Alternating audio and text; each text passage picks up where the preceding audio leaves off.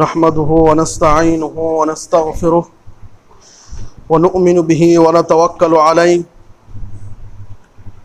ونعوذ بالله من شرور أنفسنا ومن سيئات أعمالنا من يهده الله فلا مضل له ومن يضلل فلا هادي له وأشهد أن لا إله إلا الله وحده لا شريك له وأشهد أن محمدا عبده ورسوله أما بعد فإن خير الحديث كتاب الله وخير الهدي هدي محمد صلى الله عليه وسلم وشر الأمور محدثاتها وكل محدثة بدعة وكل بدعة ضلالة وكل ضلالة في النار. أعوذ بالله السميع العليم من الشيطان الرجيم من همزه ونفخه ونفثه. بسم الله الرحمن الرحيم. فاعلم أنه لا إله إلا الله. وقال النبي صلى الله عليه وسلم من قال لا إله إلا الله ومات على ذلك دخل الجنة وإن زنى وإن سرق وإن زنى وإن سرق وإن زنى وإن سرق. সম্মানিত উপস্থিতি, সমস্ত ধরনের প্রশংসা আল্লাহর জন্য। আলহামদুলিল্লাহ। দরুদ ও সালাম বর্ষিত হোক আমাদের প্রিয় নবীর উপর সাল্লাল্লাহু আলাইহি ওয়াসাল্লাম। আল্লাহ রাসূল সাল্লাল্লাহু আলাইহি ওয়াসাল্লাম বলেছেন, বুনিয়াল ইসলামু আলা খামস শাহাদাতি আল্লা ইলাহা ইল্লাল্লাহ ওয়া আন্না মুহাম্মাদার রাসূলুল্লাহ ওয়া ইকামিস সালাহ ওয়া ইতাইজ যাকাহ ওয়া সাওমি রমাদান ওয়া হজ্জিল বাইত। আল্লাহ রাসূল সাল্লাল্লাহু আলাইহি ওয়াসাল্লাম বললেন যে ইসলামের ভিত্তি বা ইসলামের খুঁটি বা ইসলামের স্তম্ভ পাঁচটি। তার মধ্যে প্রথমটি হলো লা ইলাহা ইল্লাল্লাহ। তো লা ইলাহা ইল্লাল্লাহ একটি গুরুত্বপূর্ণ বস্তু। লা ইলাহা ইল্লাল্লাহ কত গুরুত্বপূর্ণ বস্তু, এটি বোঝার জন্য অনেক কিছু জানার প্রয়োজন রয়েছে আমাদের।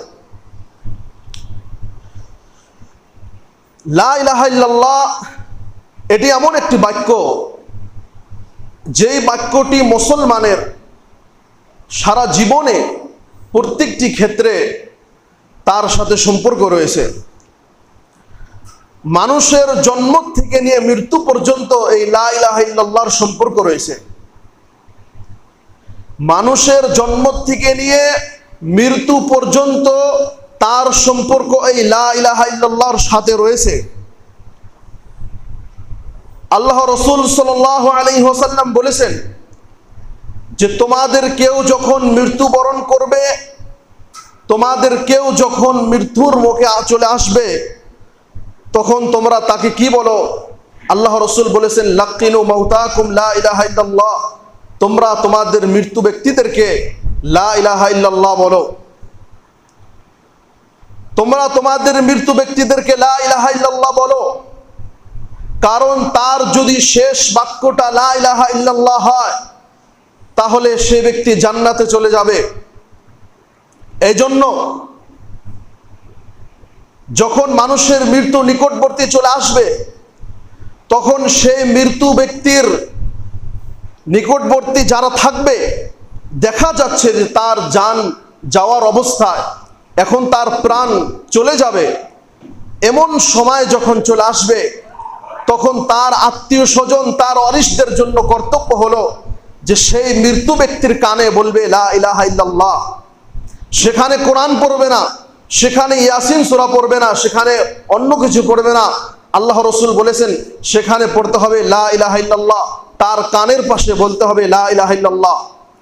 এবং সেই ব্যক্তিকে বলাও যাবে না যে তুমি লা ইলাহা ইল্লাল্লাহ পড়ো, বরং তার কানের পাশে বলতে হবে শুধু লা ইলাহা ইল্লাল্লাহ, লা ইলাহা ইল্লাল্লাহ। কারণ কোনো ফাঁকে যদি, শোনার মাধ্যম দিয়ে কোনো ফাঁকে যদি লা ইলাহা ইল্লাল্লাহ পড়ে ফেলে, তাহলে সে ব্যক্তি জান্নাতে যাবে। এবং লা ইলাহা ইল্লাল্লাহ যখন একটি মানুষ বলে দিল, তখন তার আশেপাশের মানুষের জন্য কর্তব্য হলো যে তার সাথে আর কোনো কথা বলবে না। আবার যদি কোনো কথা বলে ফেলে তাহলে যেন তার শেষ কথাটি লা ইলাহা ইল্লাল্লাহ হয়। তো তাহলে আমরা একটি হাদিস থেকে গুরুত্ব বুঝতে পারলাম যে মানুষের জীবনের সাথে লা ইলাহা ইল্লাল্লাহর কত গুরুত্ব রয়েছে। মানুষের মৃত্যু থেকে, মানুষের জন্ম থেকে লা ইলাহা ইল্লাল্লাহর সম্পর্ক মানুষের সাথে রয়েছে।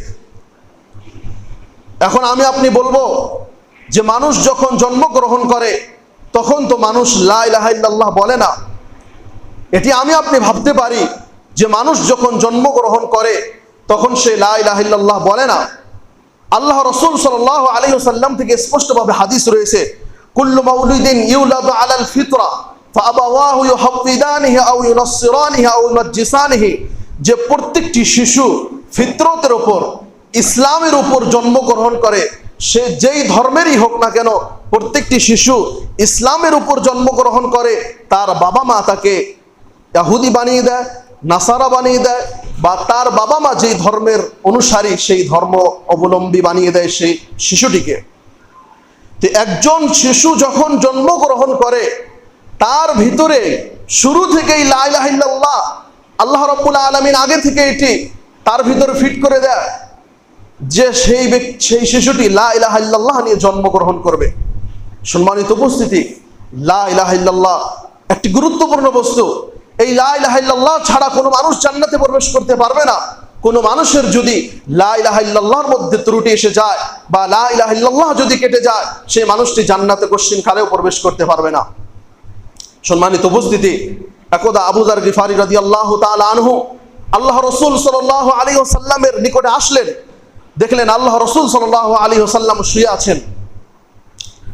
তারপর আবু যার গিফারি রাদিয়াল্লাহু তাআলা আনহু চলে গেলেন, আবার ফিরে আসলেন, দেখলেন আবার শুয়ে আছে। আল্লাহ রাসূল সাল্লাল্লাহু আলাইহি ওয়াসাল্লামের মুখের উপর একটি চাদর ছিল। তারপর চলে গেলেন, আবার আসলেন, দেখলেন আল্লাহ রাসূল সাল্লাল্লাহু আলাইহি ওয়াসাল্লাম জেগে গিয়েছে। আবু যার গিফারি রাদিয়াল্লাহু তাআলা আনহুকে আল্লাহ রাসূল বললেন, হে আবু যার গিফারি শোনো, মান ক্বালা লা ইলাহা ইল্লাল্লাহ ওয়া মাতা আলা যালিক দাখালাল জান্নাহ। সম্মানিত উপস্থিতি, এখানে দুইটি কথা রয়েছে। মান ক্বালা লা ইলাহা ইল্লাল্লাহ, যেই ব্যক্তি লা ইলাহা ইল্লাল্লাহ বলল, শুধু লা ইলাহা ইল্লাল্লাহ মুখে বলা যথেষ্ট নয়। ওয়া মাতা আলা যালিক, আল্লাহ রাসূল দ্বিতীয় শর্ত লাগিয়েছেন, ওয়া মাতা আলা যালিক, যে তার উপরই মৃত্যুবরণ করলো, লা ইলাহা ইল্লাল্লাহর উপরই মৃত্যুবরণ করলো। এবং লা ইলাহা ইল্লাল্লাহর উপরে কিভাবে মৃত্যুবরণ করবে এটি আমরা আগে বলবো।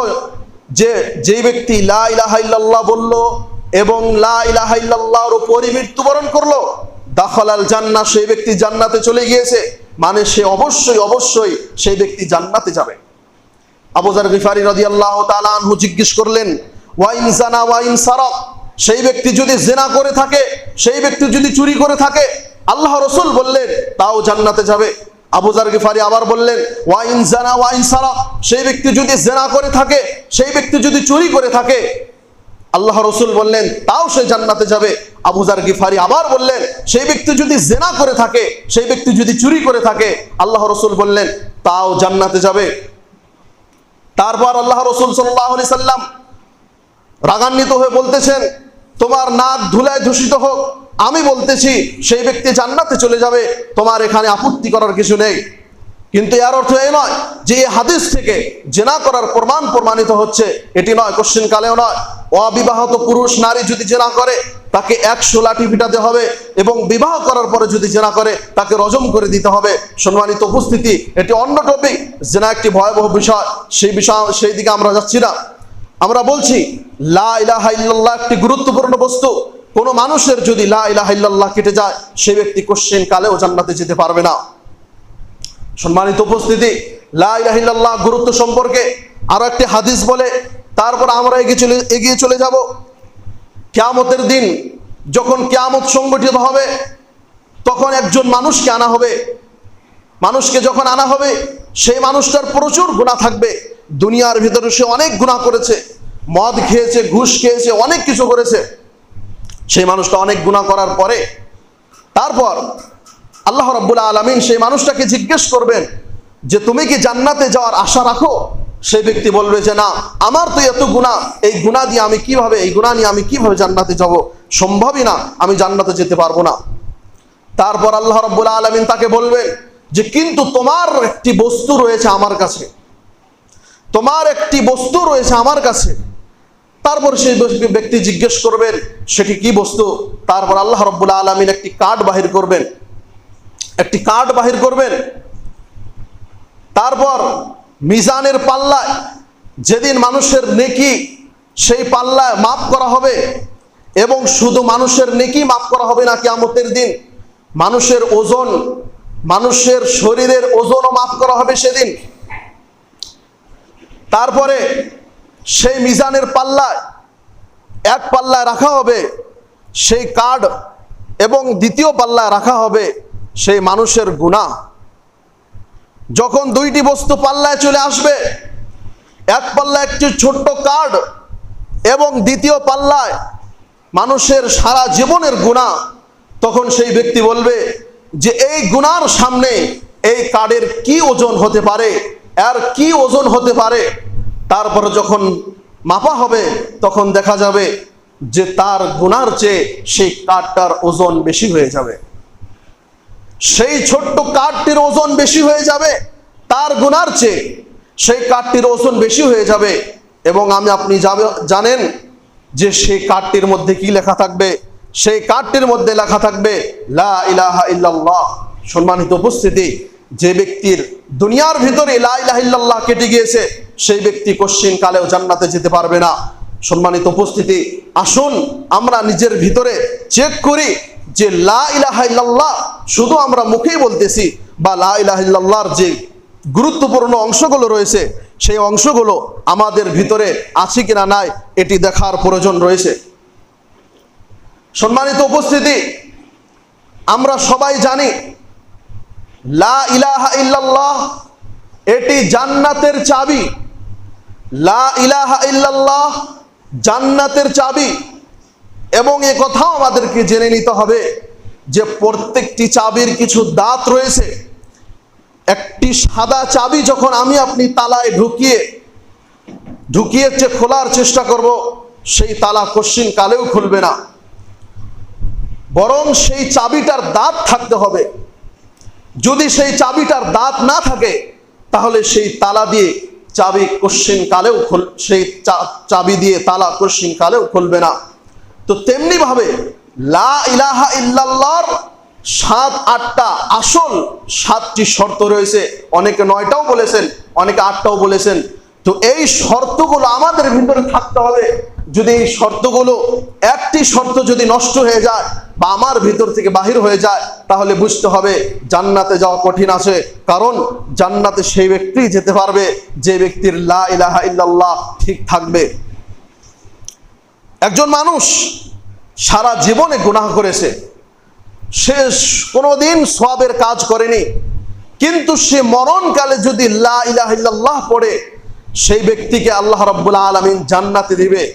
কিন্তু হ্যাঁ, এখান থেকে উল্টা মিনিং বোঝা যাবে না যে তাহলে আমি নামাজ রোজা কিছুই পড়বো না, আমি লা ইলাহা ইল্লাল্লাহ বলে আমি জান্নাতে চলে যাব। অত সহজ নয়।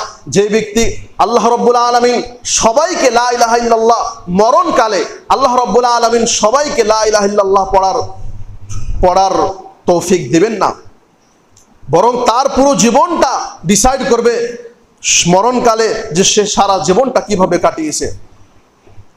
তো লা ইলাহা ইল্লাল্লাহ একটি গুরুত্বপূর্ণ বস্তু। তো সম্মানিত উপস্থিতি, যেমন ভাবে বলছিলাম যে প্রত্যেকটি চাবির দাঁত থাকা প্রয়োজন, তাহলে সেই চাবি দিয়ে তালা খুলবে।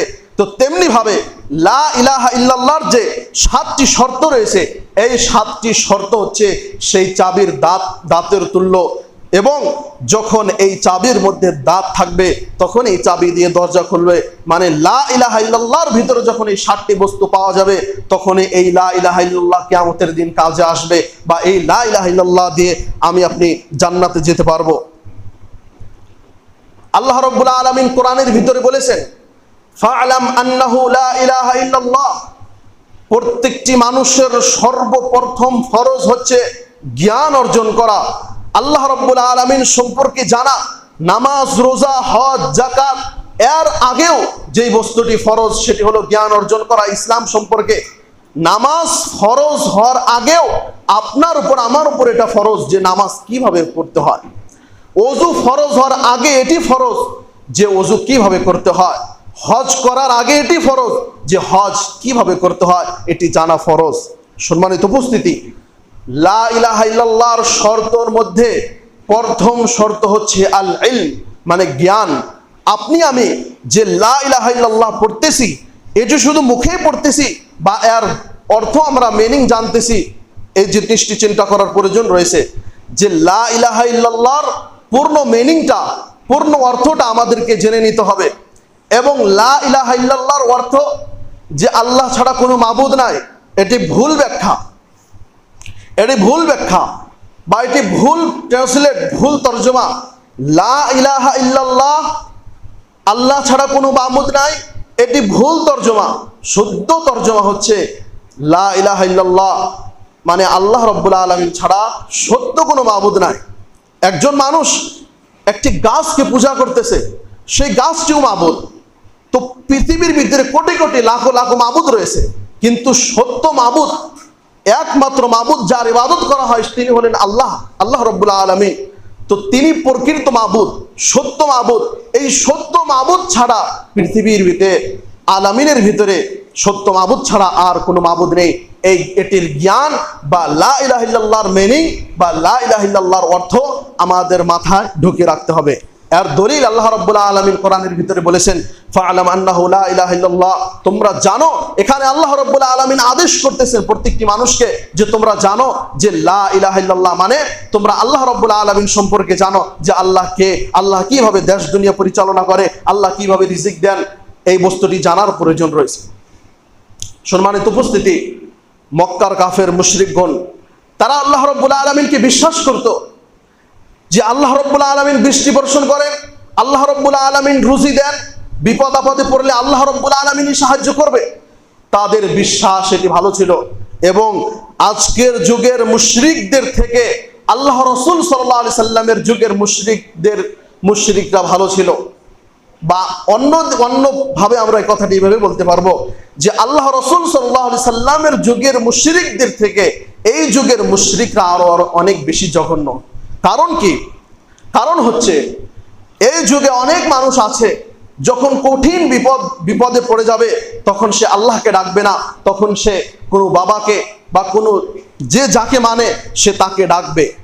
কিন্তু ওই সময় কাফেরদের অবস্থা কি ছিল যে তারা তো অনেক বদমাশি করত, শয়তানি করত, কিন্তু যখন সময় চলে আসতো, যখন কঠিন বিপদ চলে আসতো তাদের উপর, তখন তারা আল্লাহ রাব্বুল আলামিনকে ডাকতো। উদাহরণস্বরূপ সাগরের মধ্যে জাহাজ দিয়ে যাচ্ছে, সাগরের মধ্যে ঢেউ উঠে যায় এবং সেখানে কিভাবে বাঁচবে, তো সেই সময় কঠিন মুহূর্তে তারা আল্লাহ রাব্বুল আলামিনকে ডাকতো। কিন্তু মেন সমস্যা এখানে নয়, মেন সমস্যা হচ্ছে যে আল্লাহ রাব্বুল আলামিনের জন্য যে ইবাদত করতে হবে এই ইবাদত তারা করতো না। এই কারণেই এত দ্বন্দ্ব হয়েছে, নবী রাসূলদের সাথে তাদের লড়াই হয়েছে, যুদ্ধ হয়েছে। সম্মানিত উপস্থিতি, আল্লাহ রাব্বুল আলামিনের জন্য 100-র মধ্যে 100% ইবাদত আল্লাহর জন্য করতে হবে, এই কথাটি এখানে রয়েছে। আল্লাহ রাব্বুল আলামিনের ইবাদত আপনি তখনই 100-তে 100 করতে পারবেন যখন আপনি জানবেন যে আল্লাহ রাব্বুল আলামিনকে। তো বললাম প্রথম শর্ত হলো লা ইলাহা ইল্লাল্লাহর অর্থ আমাদেরকে জানতে হবে। দ্বিতীয় শর্ত হচ্ছে ইয়াকিন। ইয়াকিন মানে অন্তরের ভিতর থেকে একদম 100% বিশ্বাস রাখতে হবে। যেমন আমি এখন দেখতেছি এখন দিন, এখন যদি সারা পৃথিবীর মানুষ বলে যে এখন রাত্রি, আপনি মেনে নিব না। এতটুক 100% বিশ্বাস আমাদের ভিতরে রাখতে হবে যে এক আল্লাহ ছাড়া আর কোনো মাবুদ নেই, বরং হায়াত, মওত এবং ক্ষতি, উপকার সবকিছুর মালিক এক আল্লাহ রাব্বুল আলামিন, এক আল্লাহ রাব্বুল আলামিন। আল্লাহ রাব্বুল আলামিন সূরা হুজরাতের ভিতরে বলেছেন, ইন্নামাল মুমিনুনা আল্লাযীনা আমানু বিল্লাহি ওয়া রাসূলিহি সুম্মা লাম ইয়ারতাবু। যারা ঈমান আনলো মুমিন আল্লাহ এবং তার রাসূলের উপরে এবং তার ভিতরে কোনো সন্দেহ পোষণ করলো না।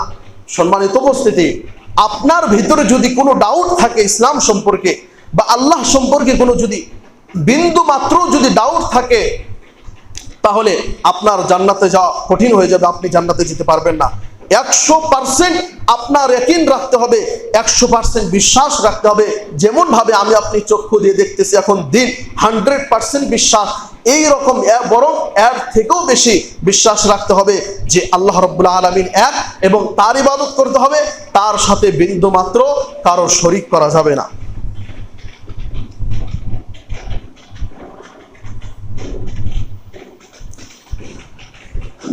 আলহামদুলিল্লাহ ওয়াহদাহ ওয়াসসালাতু ওয়াসসালামু আলা মান লা নাবিয়্যা বা'দা, আম্মা বা'দ। সম্মানিত উপস্থিতি, আমরা বলছিলাম যে লা ইলাহা ইল্লাল্লাহর শর্তগুলো তারা কত দামি। লা ইলাহা ইল্লাল্লাহর শর্তগুলো হচ্ছে চাবির দাঁতের মতো। তৃতীয় নম্বর শর্ত হচ্ছে কবুল, আপনাকে অন্তর থেকে মেনে নিতে হবে, 100% মেনে নিতে হবে। সামি'না ওয়া আতা'না, শুনলাম মেনে নিলাম। ইসলামের কোনো একটি মাসলার উপর, কোনো একটি বিষয়ের উপর অভিযোগ করা যাবে না, বরং অভিযোগমূলক চিন্তা ভাবনাও রাখা যাবে না, অভিযোগমূলক কোনো কথাও বলা যাবে না। যদি আপনি অভিযোগ রাখেন তাহলে আপনার লা ইলাহা ইল্লাল্লাহ ঠিক থাকবে না, আপনার লা ইলাহা ইল্লাল্লাহ কেটে যাবে। সম্মানিত উপস্থিতি, এখানে আরো একটি কথা আমাদেরকে মনে রাখতে হবে। এই যুগে অনেক এইরকম মানুষ রয়েছে যে তারা লজিক ব্যবহার করে ইসলামের অনেক আইন কানুনকে তারা বাতিল প্রমাণ করার চেষ্টা করে।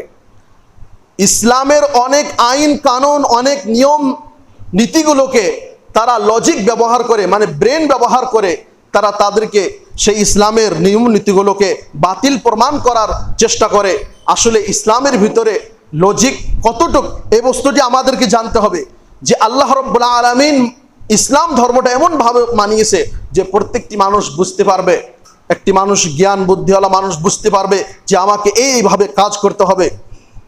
কিন্তু হতে পারে যে অনেক বিষয়, অনেক কনসেপ্ট আমার আপনার মাথায় ধরতে নাও পারে।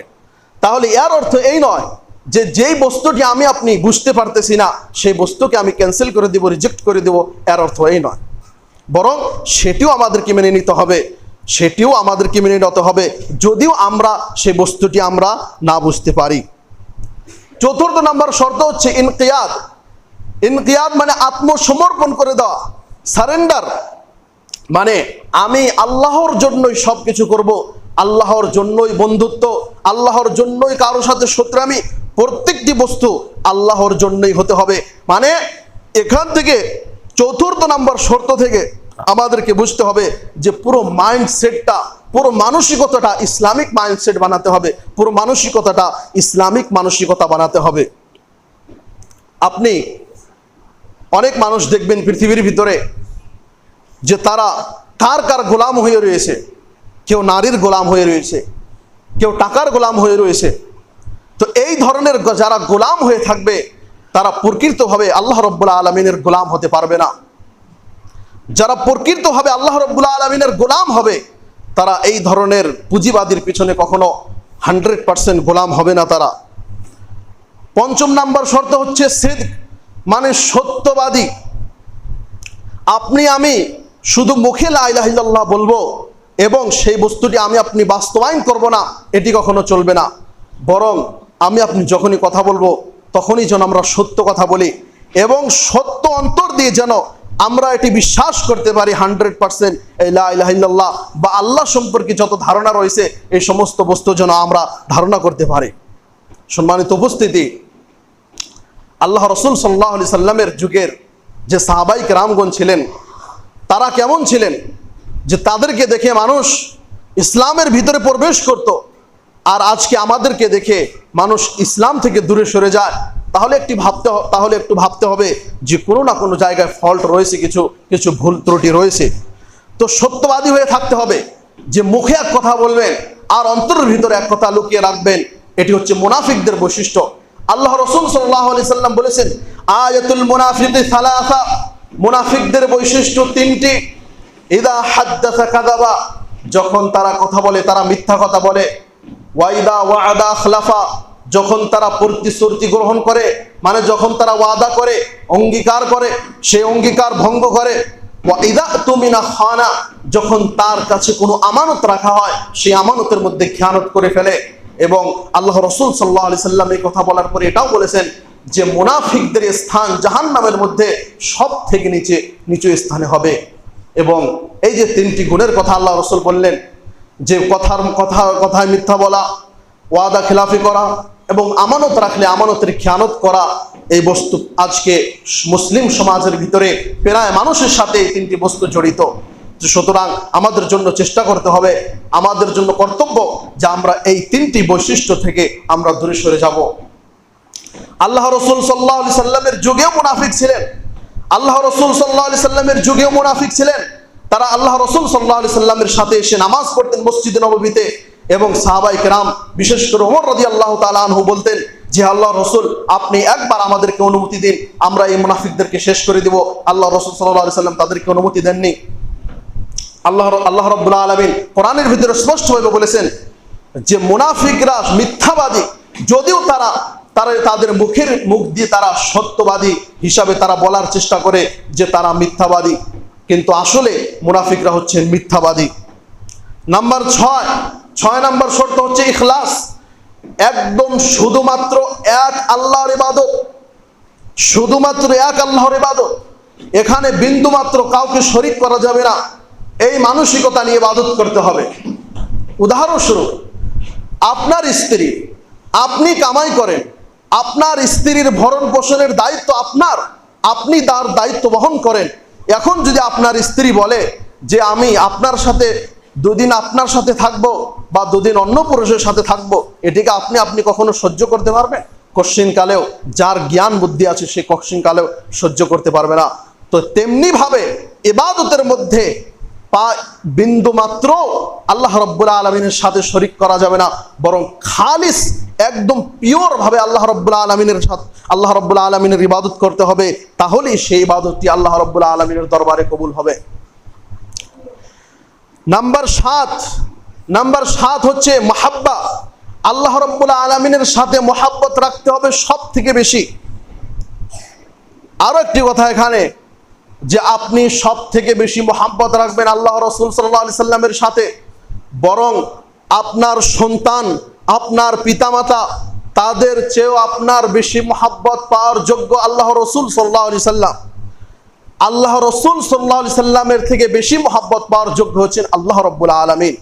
আল্লাহ রাব্বুল আলামিনের সাথে মহাব্বত করতে হবে। নাম্বার 8, ইস্তেকামা, দ্বীনের উপর প্রতিষ্ঠা থাকতে হবে, দৃঢ়ভাবে দাঁড়িয়ে থাকতে হবে, সরানারা করলে হবে না। একটু বিপদ আসলেই, আপনি উদাহরণস্বরূপ আপনি খেতি করতেছেন, বৃষ্টি আসার কারণে আপনার ফসল নষ্ট হয়ে গেল, এখন আপনি বললেন আল্লাহ রাব্বুল আলামিন কি আমাকেই দেখে শুধু?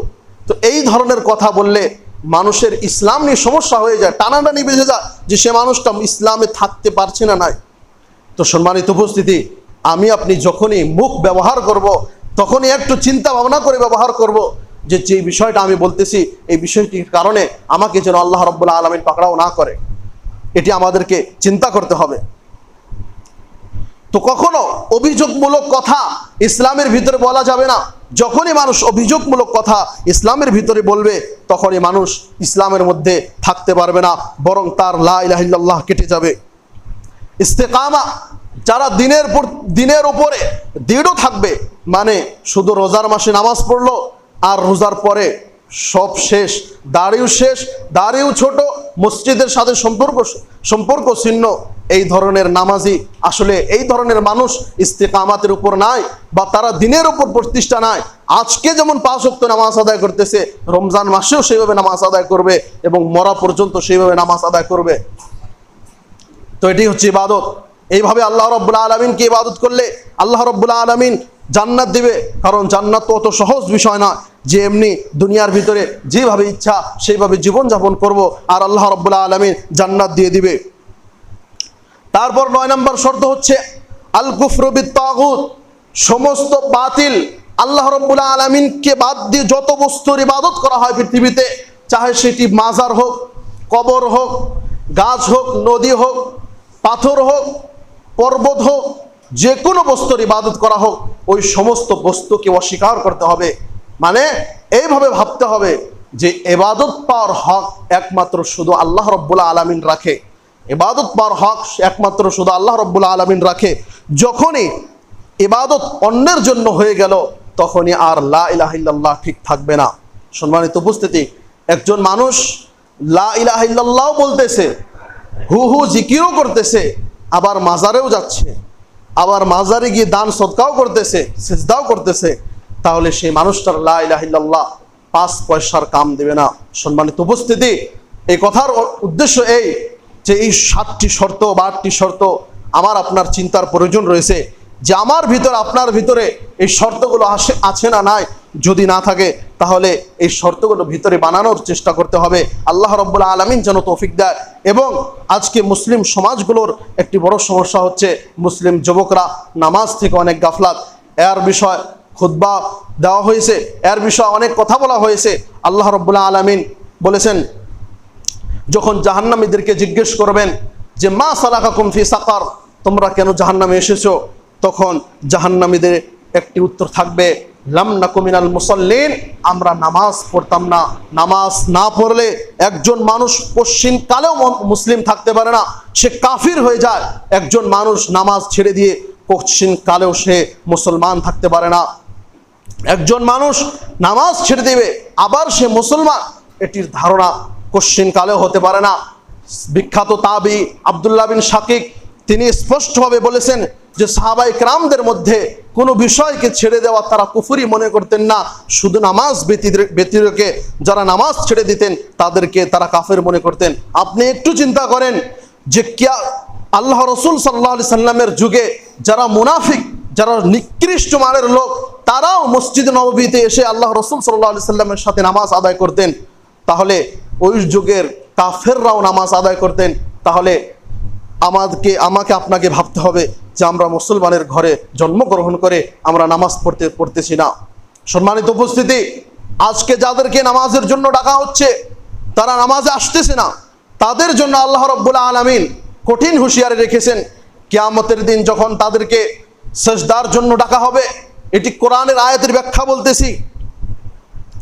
কিয়ামতের দিন যখন তাদেরকে সিজদার জন্য ডাকা হবে তখন তাদের পিঠের হাড় সোজা হয়ে যাবে, তখন আর সিজদা করতে পারবে না তারা। কিয়ামতের দিন বলা হবে যে ব্যাপার এমন কেন যে তোমরা সিজদা করতে পারতেছো না কেন? তোমরা তো দুনিয়ায় ভালো ছিলে, তোমরা কেন আজকে সিজদা করতে পারতেছো না? তখন তারা বলবে বা তাদেরকে বলা হবে যে দুনিয়া আমাদেরকে নামাজের জন্য ডাকা হতো, কিন্তু দুনিয়ার ভিতরে আমরা নামাজ পড়তাম না, সেই কারণে আজকে আমাদের পিঠের হাড্ডিকে আল্লাহ রাব্বুল আলামিন এমন শক্ত করে দিয়েছে যে আমরা বাঁকা হয়ে আল্লাহ রাব্বুল আলামিনকে আজ সিজদা করতে পারতেছি না। সেই কারণে তাদের ঠিকানা তৎক্ষণাৎই জাহান্নাম হয়ে যাবে। সম্মানিত উপস্থিতি, একজন মানুষ লা ইলাহা ইল্লাল্লাহর শর্ত পুরা করার পরেও যদি নামাজ না পড়ে সেই ব্যক্তি জান্নাতে যেতে পারবে না। কারণ জান্নাতের বিষয়টা অত সহজ নয়।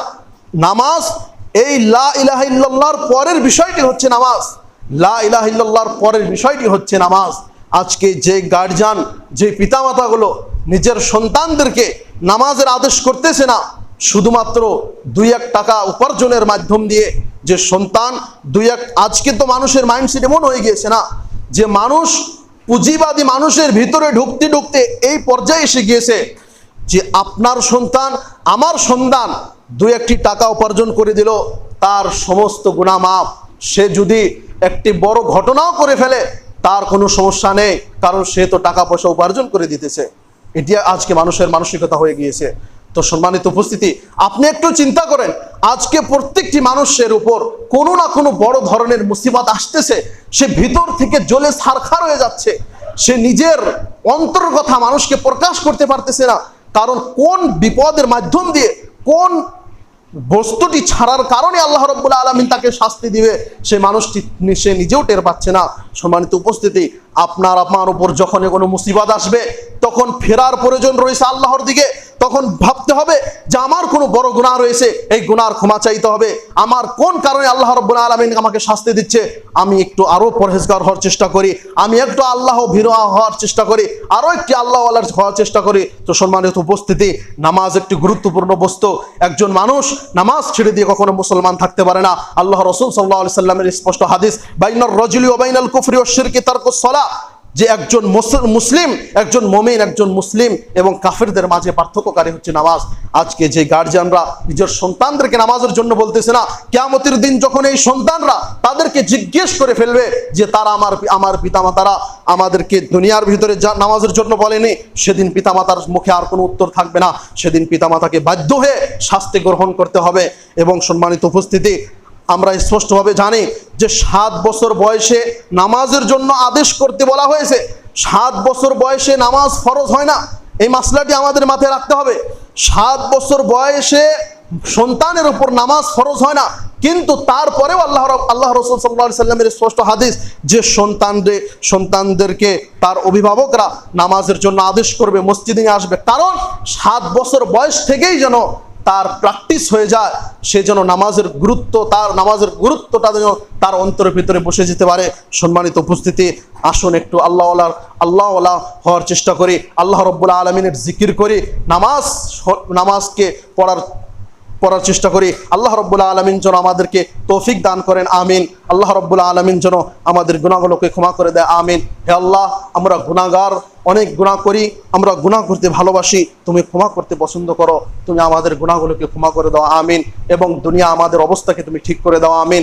এবং দুনিয়ার ফিতনা, আখিরাতের ফিতনা, মরণের ফিতনা, দাজ্জালের ফিতনা, নারীর ফিতনা, জাহান্নামের ফিতনা, কিয়ামতের ফিতনা, সমস্ত ধরনের ফিতনা থেকে আমাদেরকে তুমি হেফাজতে রাখো, আমিন। আমাদের টাকা পয়সার মধ্যে তুমি বরকত দাও, আমিন। আমাদের প্রত্যেকটি পরিবারে তুমি সুখ দান করো, আমিন। আমাদের ভিতরে আজকে যারা দাউ দাউ করে চলতেছে, আন্তরিকভাবে যাদের মনে শান্তি নেয়, তাদের মনে তুমি শান্তি দিয়ে দাও, তাদেরকে তুমি জিকির করার তৌফিক দান করো, আমিন। আমাদেরকে তুমি দ্রুত আল্লাহ রাব্বুল আলামিনের দিকে অগ্রসর হওয়ার তৌফিক দান করো, আমিন। ওয়া আখিরু দাওয়ানা আলহামদুলিল্লাহি রাব্বিল আলামিন।